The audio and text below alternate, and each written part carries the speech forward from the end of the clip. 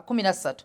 If a man lies with a male as he lies with a woman, both of them shall have committed an abomination. They shall surely be put to death. Neolwekyo etteeka constitution ya Uganda lyeyayisa Liri bibiriko omusiyazi wa kufa. Era omusajja nsoma ekyabalevu esula 20 onyolwa 13. Era omusajja bw'anaasulanga n'omusajja nga bwe yandyebase n'omukazi oba n'abakazi bombi nga bakoze ekyomuzizo tebaalemenga kuttibwa. So, omusaayi gwabwe gunaabanga ku bo. Yes. Era n'omukyala yeebase n'ekisolo n'omusajja yeebase n'ekisolo era bw'ogenda maaso Bayibuli egamba kuttibwa bonna. Bwe tuba twogera ku famire kyekino ekiyitibwa ekisiyaga kyekiyitibwa homosexuality.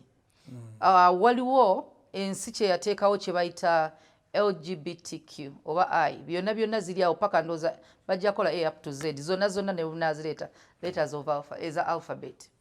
Now ffe ng'abalokole tugamba kintu kimu ne Kristo tugamba be born again kyobola waliwo second birth bw'oba golooza bwotebwa ki bw'obanga bolowooza longoosebwa waliwo okuzaalibwa okwokubiri. Naye ekintu ky'olimu kyatandikibwa Sitaani. Ekintu kyonna Katonda kyagaana kya mulabe. Akikola aba agwa mu kiti kya bujeemu. Bw'oba okikola ng'obadde tomanyi olunaku olwo twagala tugambe Katonda famire gye yatandika oba obufumbo bwe yatandika butandika na musajja na mukazi. Awajja omusajja era takyusanga.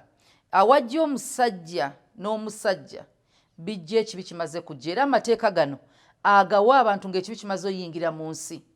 So bw'obanga oli mukyala ayagala omukyala omusajja ayagala omusajja oba omuntu akera n'ogamba Mukama nze siri bwe wandeeta si bwe nali then Sitaani yakuwabya yayagala tuve ku nkola za Mukama tukole ezaffe.